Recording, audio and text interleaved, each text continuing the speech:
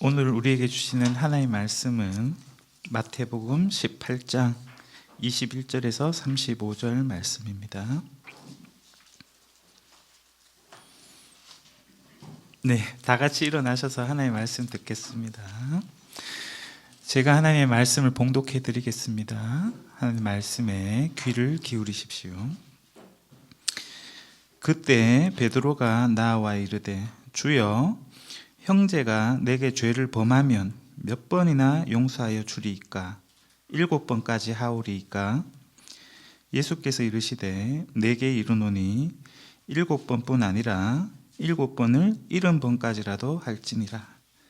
그러므로 천국은 그 종들과 결산하려 하던 어떤 임금과 같으니, 결산할 때 10,000달란트 빚진 자 하나를 데려오매 갚을 것이 없는지라. 주인이 명하여 그 몸과 아내와 자식들과 모든 소유를 다 팔아 갚게 하라 하니, 그 종이 엎드려 절하며 이르되 내게 참으소서, 다 갚으리이다 하거늘, 그 종의 주인이 불쌍히 여겨 놓아 보내며 그 빚을 탕감하여 주었더니, 그 종이 나가서 자기에게 100데나리온 빚진 동료 한 사람을 만나 붙들어 목을 잡고 이르되 빚을 갚으라 하매, 그 동료가 엎드려 간구하여 이르되 나에게 참아 주소서, 갚으리이다 하되 허락하지 아니하고 이에 가서 그가 빚을 갚도록 옥에 가두거늘,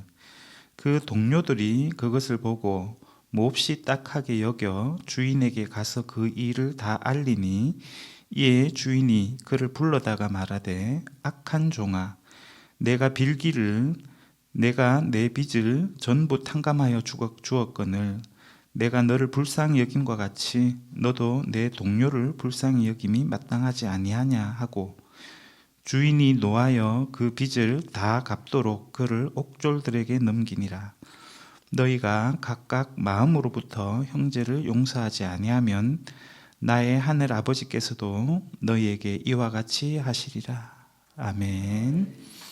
이것은 하나님의 말씀입니다. 하나님께서 이 말씀을 통해서 오늘 우리에게 은혜 주시기를 바랍니다.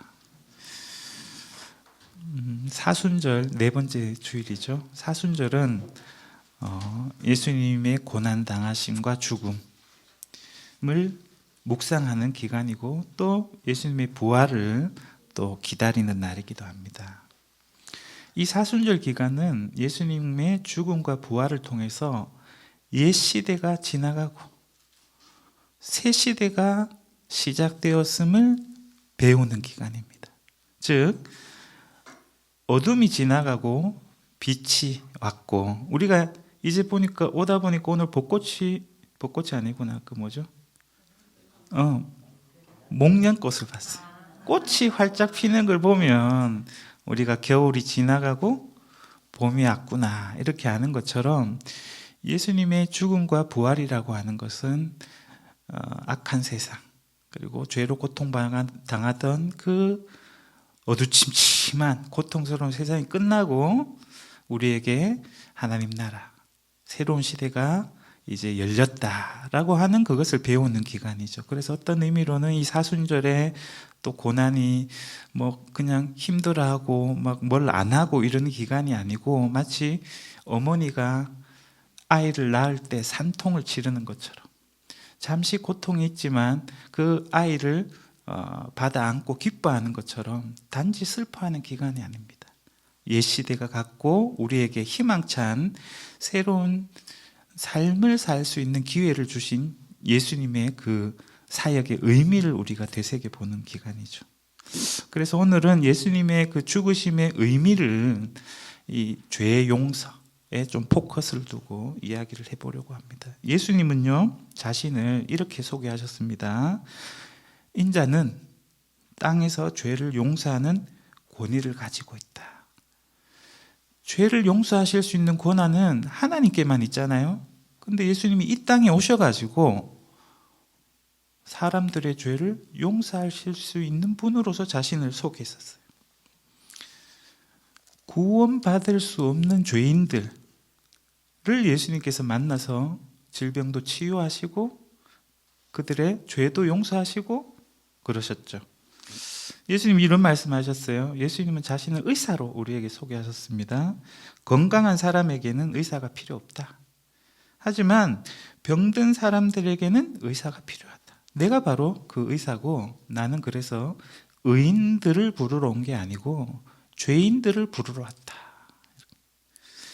예수님이 이 땅에 오신 목적은 우리의 죄를 용서해 주시고 죄의 문제를 해결해 주시기 위해서 오신 것이죠.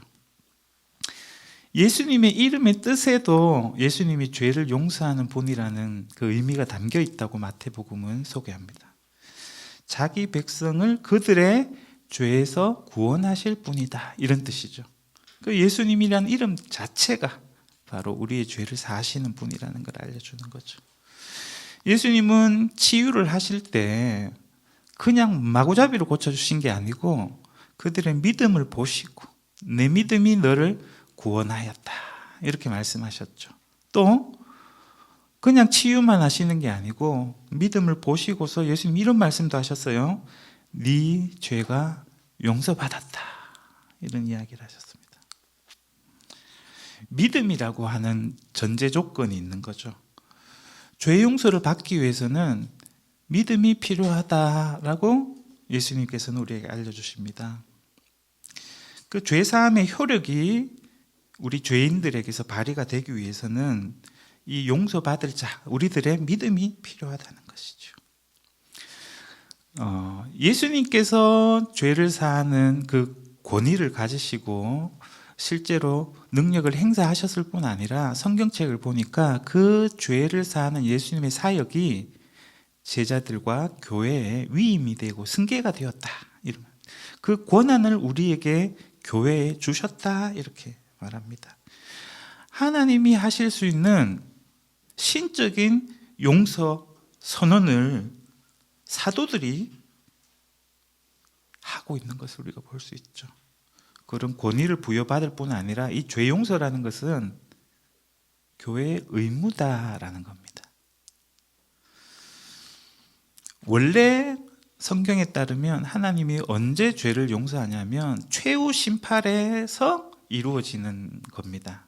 그런데 신약 시대에 들어서 성경을 읽어보면 놀라운 점이 뭐냐면 하나님의 최후 심판이 임하기 전인데도 예수님이 이 땅에 보내지셨고 바로 지금 용서가 선언되고 있다는 것입니다. 그리고 예수님 부활 이후에 그 하나님의 용서를 우리 교회가 계속 실행해야 된다라는 겁니다. 그게 어떤 의미냐면요, 하나님의 심판이 임하기 이전에 회개하고 믿음으로써 심판을 준비할 수 있도록 죄인들에게 새로운 기회를 주고 계시다는 거죠.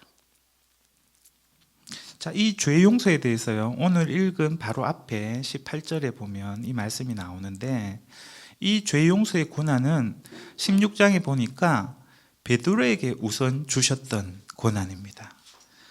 예수님이 이렇게 말씀하셨어요. 내가 너에게 하늘나라 열쇠를 주겠다. 네가 무엇이든지 땅에서 매면 하늘에서도 매일 것이고 땅에서 풀면 하늘에서도 풀릴 것이다. 이렇게 말씀하셨던 내용이 바로 너희들에게 똑같은 권한을 준다라고 18절에서 말씀하고 있죠.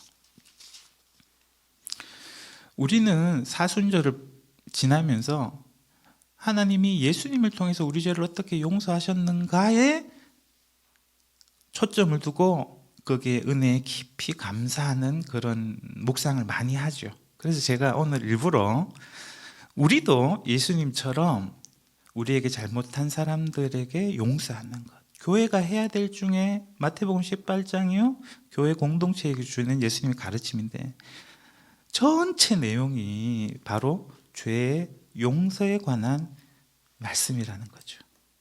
그래서 사순절은 우리가 용서하는 것을 잘하고 있는가, 용서를 열심히 우리가 실천하고 있는가를 또한 묵상할 수 있는 기간이 되어야 되겠죠. 우리가 믿음으로 또 동시에 회개, 우리의 죄를 자복하고 또 하나님께로 돌이키는 것으로서 우리는 하나님으로부터 용서의 선물을 받았습니다. 그래서 초기 교회는 예수님의 사역을 이어가면서 이 하나님의 죄사함의 그 선언을 표현하는 도구로서 세례를 실행했습니다. 마태복음도 끝날 때 보면 예수님이 제자들에게 주시는 사명 가운데 많은 사람들을 제자로 삼아서 아버지와 아들과 성령의 이름으로 세례를 주라고 하죠. 이 베드로가 사도행전 초기에 보니까 이런 설교를 합니다. 회개하십시오. 각 사람은 예수 그리스도의 이름으로 세례를 받고 죄 용서를 받으십시오. 그래서 예수님께서 이 땅에서 죄인들을 그들이 돌이키고 또 믿는 것을 보시고 죄사함을 용서하심을 선언하신 것처럼 지금도 교회에서는 세례식을 거행하고 있고 그들이 죄를 회개하고 돌이키고 예수님을 믿는다고 고백할 때 그 죄 용서가 실행되었음을 주님의 이름으로 선포하는 그것이 교회가 예수님의 일을 계속하고 있는 일이다 이렇게 볼 수 있겠죠. 다시 한번 강조하지만 이 죄 용서가 마지막 날 하나님의 심판대 앞에서 이루어지는 게 아니고 예수님이 미리 그 이전에 이 땅에 오셔가지고 최후 심판 전에 이 세례를 통해서 죄 용서의 효과가 발휘할 수 있도록 하셨다. 요거를 바울식으로 표현한다면 칭의라고 합니다. 의롭게 되었다. 더 구체적으로 죄와 관련해서 말한다면 무죄 선고를 받았다. 죄 없이 함을 받는다. 죄를 용서받았다 이런 뜻이죠. 그러면요 우리의 물음은 당연히 이렇게 돼야 됩니다. 이제 죄 용서받은 우리는 남은 기간 어떻게 살아야 되지? 평생 동안 이 칭의와 함께 더불어서 우리가 살아갈 텐데요. 오늘 제가 말씀의 제목을 뭐라고 잡았습니까? 다 같이 한번 읽어볼까요? 시작. 그렇죠. 용서받은 자들, 즉 칭의된 자들, 칭의 그 이후의 삶에 대해서는 우리는 어떤 책임을 가져야 하는가? 오늘 본문의 말씀을 그런 관점에서 보려고 합니다. 자, 죄 용서를요. 우선 이걸 아셔야 됩니다. 우리가 과거에 지은 행위들, 죄들을 용서받는 것. 이런 의미 우리는 잘 알고 있죠. 그런데 예수님이 그것 때문에 십자가에 못 박혀 죽었습니다. 이러면 조금 너무 예수님의 죽음의 의미가 작아집니다. 우리 인간들이 범죄함으로써 이 세상에 악이 출몰했고 이 죄악의 능력이 인간을 사로잡아서 선을 행할 수 없도록 만들고 죄를 짓게 하는 그 죄의 세력, 그 죄의 세력을 예수님께서 십자가에서 사탄과 싸워 이기심으로 부활하심으로 우리가 죄의 세력으로부터 해방되고 놓였다. 이런 차원이 있다는 겁니다. 그래서 죄 용서라는 것은 단순히 내가 윤리적으로 잘못한 것들을 빨래하듯이 깨끗하게 씻겨줬다. 이런 의미가 있는 게 아니고 우리가 선을 행할 수 없도록 우리를 사로잡고 있는 그 인간 이상의 그 세력이 있는데 거기로부터 우리가 해방을 받았다. 그게 바로 죄사함 선언의 의미라는 것을 우리가 기억해야 될 필요가 있겠습니다. 우리가 믿음과 또 죄사함, 또 칭의 이런 걸 교회에서 배워왔던 것들 오늘 조금 반성하는 시간을 가질 텐데요. 많은 사람들이 칭의를 받았으면 이거는 영생을 위해서 보험을 든 거나 마찬가지다. 안심해도 좋다. 확신을 가져라. 이런 생각을 주입받기도 했지만 강요를 당하기까지도 우리는 세뇌 교육을 많이 받아왔었습니다. 그런데 제가 설명한 것처럼 지금까지는 우리가 악한 세력에 의해서 사로잡혀서 아무 소망이 없고 또 우리가 지은 죄들로 인해서 하나님께 용서받을 길이 없었다. 그런데 예수님이 이 땅에 오셔서 그 심판이 있기 전에 우리를 미리 대비할 수 있도록 새롭게 출발할 수 있도록 새 삶의 기회를 주신 것이 바로 죄 용서이고 칭의다라는 관점에서 새롭게 봐야 된다는 것입니다. 그래서 칭의라고 하는 것은 죄 용서라고 하는 것은 구원이 완성됐다는 의미가 아닙니다. 그 구원의 첫 단계가 시작되었다라는 의미입니다. 그래서 여러분들은 죄 용서라는 것하고 궁극적인 최종적인 구원 사이에 거리가 있다는 걸 아셔야 돼요. 이걸 너무 딱 붙여갖고 그것이 하나라고 생각해버리면 우리가 할 게 없어집니다. 그냥 죽을 때까지 기다리는 수밖에 없죠. 그래서 오늘 말씀을 통해서 특히 이 비유를 용서하지 못하는 종 비유라고 하는데, 이 비유를 통해서 이 문제를 한번 좀 살펴보려고 합니다. 즉 우리가 칭의를 받은 후에 이 용서받은 우리 죄인들입니다. 용서받은 우리들에게 주어지는 책임은 무엇인가라는 관점에서 한번 봅시다. 만약에 우리가 칭의가 최종적인 구원이라고 하면 칭의를 얻는 방법, 이렇게 본문을 살펴봐야겠지만 그렇지 않습니다. 그것은 지나간 과거에 속하는 일이고, 죄를 용서받은 사람은 그럼 앞으로 어떻게 살아야 되는가에 초점을 두자는 거죠. 성경에서는 죄를요 크게 두 가지 심상을 가지고 표현하는데, 구약에서는 주로 짐을 지는 것, 무거운, 우리가 감당할 수 없는 짐을 지는 것, 그래서 내 죄짐을 풀었네, 이런 노래도 우리가 찬양을 부르지 않습니까?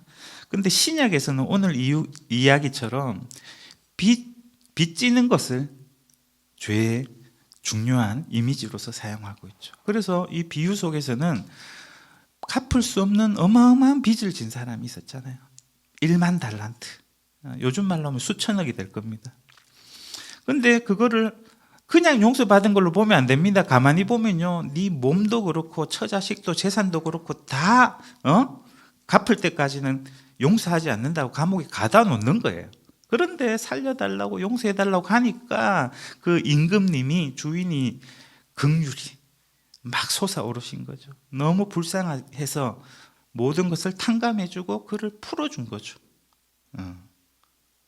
우리는 요까지만 비유를 읽고 야, 구원받았다 이렇게 생각할 수 쉽죠. 그런데 이 비유는 일부에 불과합니다. 이야기는 무슨 말인지 아시겠죠? 그 이유가 중요한 거죠.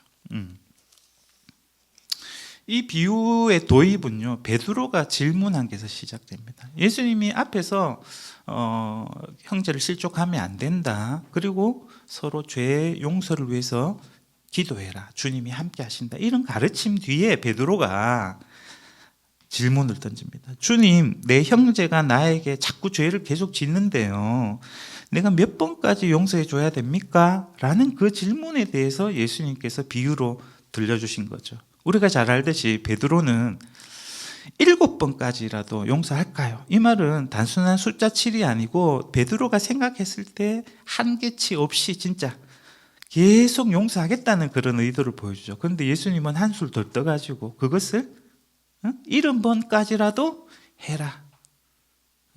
우리에게 주어진 이 서로 용서하고 나에게 잘못한 사람을 빚을 탕감해주는 그 일을 어떻게 하라는 겁니까? 얼마나 최선을 다해서 지속적으로 마지막 때까지 우리가 실천해내야 되는지를 예수님이 강조하고 있다, 이렇게 볼 수 있는 거죠. 이 빚진 종이 가엾어 가지고 이 주인이 그를 무죄 방면시켜줬죠. 와, 얼마나 기쁩니까? 그런데 그 사람이 나가면서 누구를 만납니까? 자기한테 빚진 사람, 얼마 빚졌어요? 100데나리온, 한 1,000만 원이라 합시다. 자기는 수천억을 탕감받아 놓고는 1,000만 원 빚진 사람한테 어떻게 합니까? 매정하죠. 강압적으로 목도 붙잡고 돈 내놔라, 쥐 흔들었겠죠. 그 일을 보고 감옥에까지 가졌잖아요. 이 장면이 굉장히 중요합니다.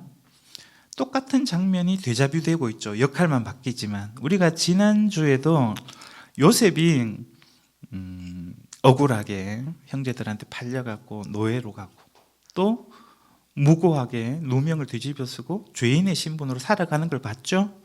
우리는 그 이야기만 봤는데 그 이후에 형들이 양식을 구하러 왔을 때 요셉이 일부러 형들을 어떤 처지에 있게 하냐면, 요셉이 밟아왔던 과거의 그 고생스러운 시기를 똑같이 밟도록 그들을 감옥에 가두기도 하고, 돈을 받을까, 돈을 받고 형제를 팔까, 형제를 선택해야 되느냐, 돈을 선택해야 되는 그런 시험대 위에 계속 놓였거든요. 그건 무슨 말이냐면, 요셉의 일생을 짧은 기간이지만 형들이 반복하면서 똑같은 데자뷰 속에서 과거의 삶을 회고하도록 했거든요.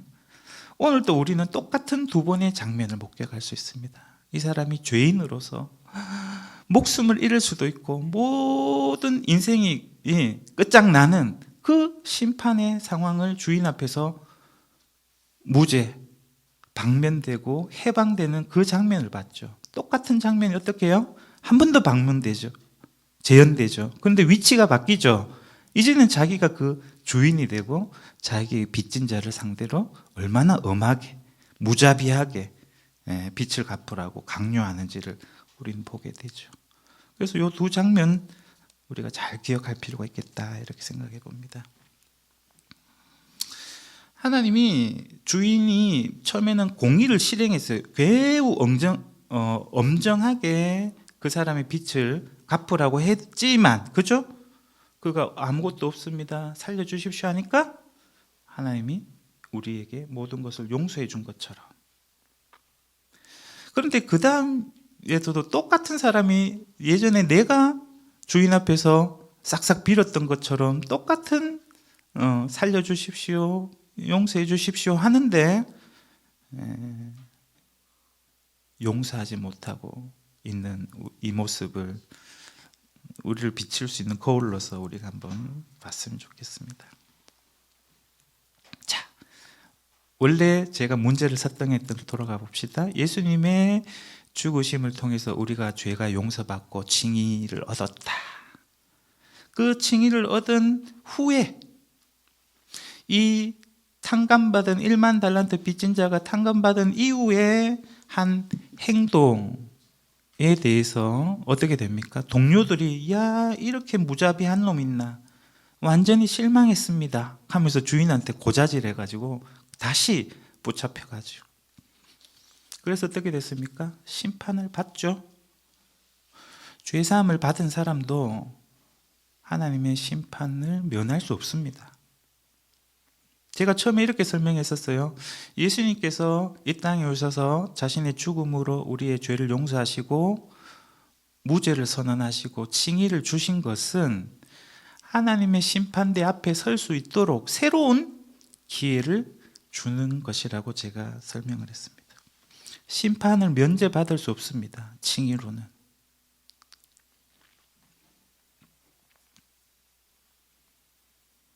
마지막 절 말씀이 그래서 칭의받은 우리에 대한 경고입니다.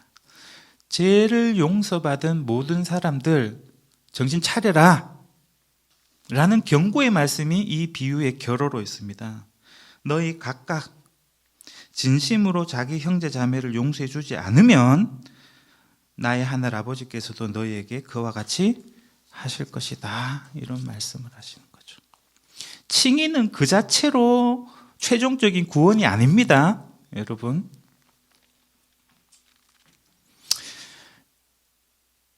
예수님에 의해서 우리에게 죄 용서가 주어졌지만 마지막 날 심판은요, 행위를 따라서 심판한다라고 이 비유가 나오는 똑같은 마태복음에 그렇게 나옵니다. 칭의 자체가 하나님의 심판을 무효화하지 못합니다.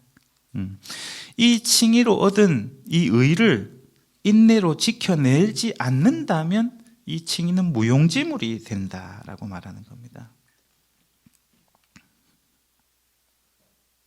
여러분, 우리가 예수님의 죽으심에 의해서 우리의 죄가 용서받았다면 새로운 삶을 통해서 이제는 죄에서 해방되었기 때문에 우리가 선을 행할 수 있는 자들이 되었습니다. 이제는 하나님의 심판에 임할 준비를 하십시오. 두 번째 인생을 주는 겁니다. 지옥 가야 될, 하나님의 심판을 받아야 될 죄인들에게 예수님이 두 번째 인생을 우리에게 선물로 주신 것, 그것이 죄사함이고 칭의인 것입니다.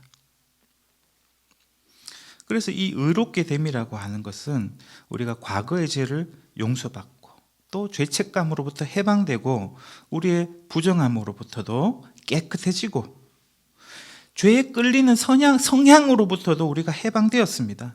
그리고 이제는 선을 행하고 하나님의 말씀에 순종할 수 있는 능력도 받았다. 이게 칭의라는 의미입니다.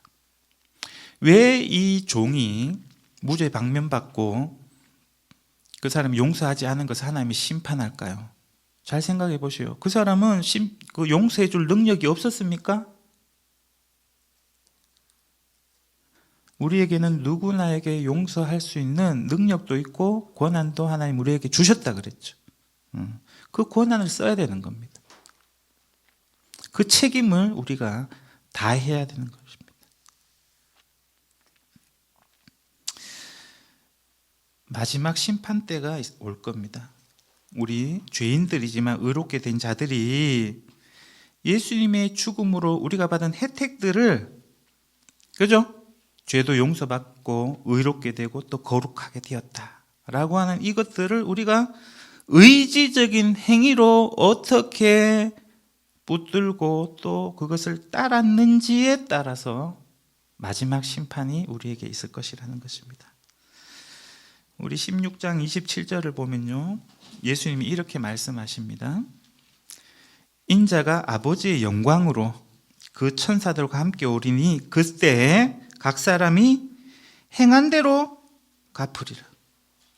자, 하나님의 심판은요, 마지막에 각 사람의 행위대로 심판이 집행될 것이다, 이렇게 말합니다. 우리는 이 두 가지 말씀을 모순된 것으로 받아들이려고 하는 경향이 있는데 마태복음 안에서는요, 이게 잘 통합되어 있는 겁니다. 자, 우리는 예수님의 죽음으로 죄사함 받았죠? 죄사함 받은 사람은 다시 죄 지어도 됩니까? 안 되죠. 다시는 죄를 범하지 말고 거룩함 속에서 살아야 됩니다. 그래서 예수님께서 하나님께서 예수님을 통해서 우리를 불쌍히 여긴 것 같이 어떻게 해야 됩니까? 우리도 우리에게 잘못한 형제 자매를 불쌍히 여겨야 되는 거죠. 예수님께서 처음 제자들에게 산에 올라가지고 무리들과 제자들에게 천국 복음을 선포하시고 이 하나님의 종말론적인 축복이 우리에게 이 말씀을 선언할 때 하셨던 말씀이 바로 이 말입니다. 긍휼히 여기는 자는 복이 있나니 그들이 긍휼히 여김을 받을 것이며, 이렇게 말합니다. 야고보 사도는요, 야고보에서 보면 이런 표현이 있습니다. 이 불쌍히 여기는 것, 자비, 긍휼은 하나님의 심판을 이긴다, 이런 표현이 있습니다.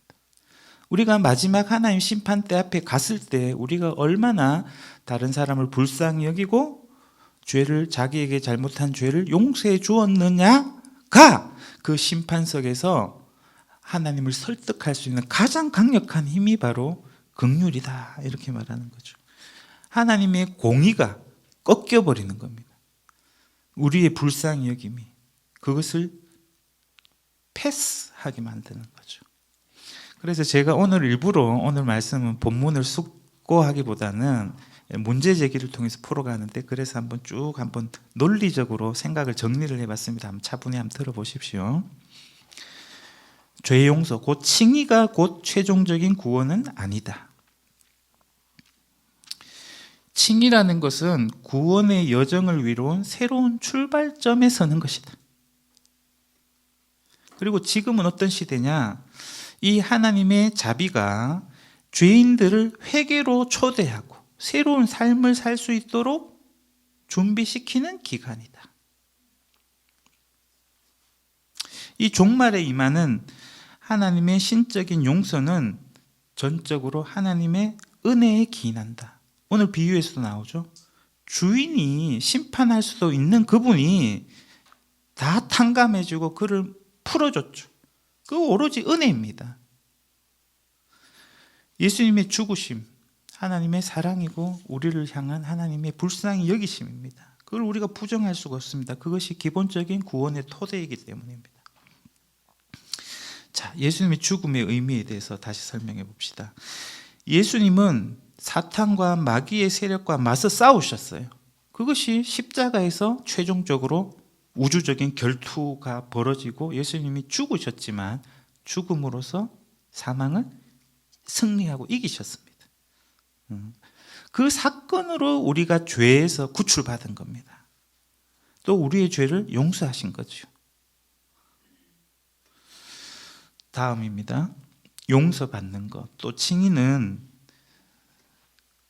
은혜로 죄인들에게 주어지는 두 번째 기회다. 교회 와가지고 네 죄인이라고 고백해라. 예수님 네 때문에 죽었어. 믿나? 믿고 주님으로 영접하면 너는 이제 구원이야. 끝! 하고 천국 티켓 주고 잊어버리면 안 된다. 막판에 꼭 내밀어야 된다. 라고 그렇게만 배우면 안 된다는 겁니다.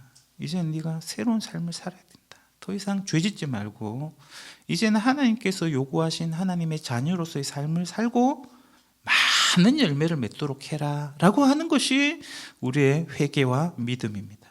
그것이 믿는다는 것이죠.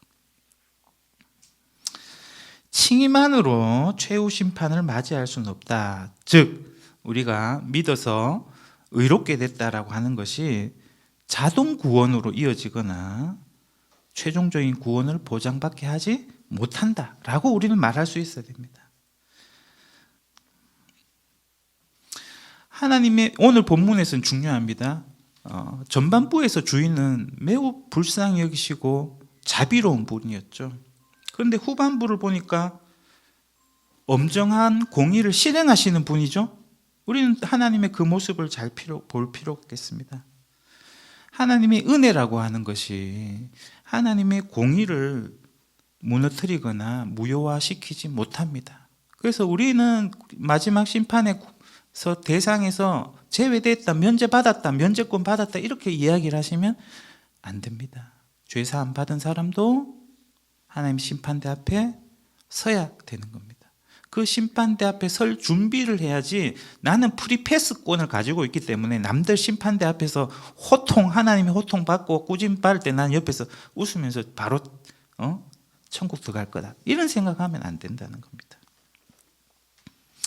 그래서 은혜로 주어진 죄 용서와 칭의는 우리에게 무거운 책임을 부여한다. 하나님의 은혜는 우리에게 사명으로서 주어집니다. 우리 의롭게 된 죄인들은 우리가 선을 행하는 가운데 예수님을 통해서 주신 이 칭의를 지켜나가고 또 의로운 삶의 여정을 새 출발로 삼아서 하나님 뜻을 실행하는 그 길에 있어서 여정에 실패한다면 출발은 했지만 그 하나님 백성이 될 수 있는 지위를 상실하게 될 수 있다는 것입니다. 한 번 구원은 영원한 구원이기 때문에 우리는 믿었기 때문에 이 믿음만 가지면 천국 간다. 어떤 심판도 없다. 일면 맞는 말이지만 그것을 우리가 간직하고 유지하고 지켜내지 못한다면 어떻게 된다고요? 자격 상실. 그런 일이 있을 수 있습니다. 성경이 많은 본문에서 그런 이야기를 하고 있죠. 자, 믿음과 소망과 사랑에 대해서 좀 이와 연관해서 한번 설명을 해보겠습니다. 우리 그리스도인의 미덕인 믿음이라는 건 바로 이렇게 하나님의 은혜를 우리가 수용하고 칭의를 생산해내기 때문에 굉장히 중요합니다. 믿음은. 그런데 소망이라는 것은 우리 마지막 최종적인 구원을 향해서 미래를 향해서 인내하도록 하기 때문에 또 소망도 중요하죠. 그리고 오늘 본문에서 말하는 긍휼과 용서라고 하는 이 사랑은 마지막 심판을 이기게 합니다. 그래서 믿음으로 천국 간다라고 하는 말 틀린 건 아닙니다. 포괄적으로 봤을 때는 그 안에는 소망도 있고 사랑도 담겨 있는 거죠. 믿음이라고 하는 것이 서로 용서하고 사랑으로 행하는 그 삶을 포괄할 때라야 참 믿음이 될 수 있는 거죠. 우리 말씀 이제 맺도록 합니다. 오늘 우리가 함께 드렸던 주기도문 한가운데 중심에 있는 구절이 오늘 말씀하고 똑같습니다. 그 말씀 우리 다 아시지만 제가 한번 읽어드리겠습니다. 우리가 우리에게 죄 지은 자를 사하여 준 것 같이 우리 죄를 사하여 주시옵고 이렇게 되어 있습니다. 여러분, 우리가 죄를 용서받았다, 예수님의 죽으심으로 죄로부터 해방되었다라고 하는 것은 새 시대를 살아갈 수 있도록, 맞이할 수 있도록 죄인이었지만 이제는 새롭게 살 수 있는 두 번째 인생을 얻었다라는 차원으로서 이해하시면 되겠습니다.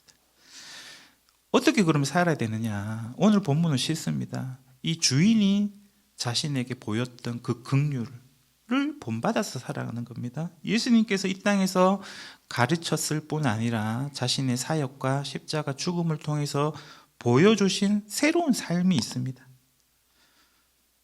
하나님이 예수님을 통해서 우리를 불쌍히 여기신 것처럼 우리도 서로 용서할 수 있는 형제 자매들 되기 바랍니다. 여러분, 나의 동료들뿐 아니라 우리의 이웃들에게 용서해 준다는 것은 예수님이 우리에게 새 인생을 살 수 있는 기회를 준 것처럼 우리도 그들에게, 죄인들에게 하나님이 당신을 새 인생을 살 수 있는 기회를 주셨다라고 하는 죄 용서의 복음을 전하는 것입니다. 그래서 전도하실 때 요것만 알약 먹듯이 먹으면 너 천국 가라고 하지 마시고 이제는 새로운 인생을 살아갈 기회를 얻었기 때문에 예수님의 죽으심의 의미를 믿고 돌이켜서 이제는 하나님 앞에 나아갈 준비를 하자, 새 삶을 살자, 이렇게 전도를 하는 것이 이 죄 용서의 복음을 선포하는 것이다, 이렇게 생각합니다.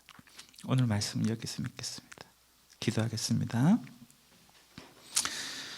너희가 사람의 잘못을 용서하면 너희 하늘 아버지께서도 너희 잘못을 용서하시려니와 너희가 사람의 잘못을 용서하지 아니하면 너희 아버지께서도 너희 잘못을 용서하지 아니하시리라.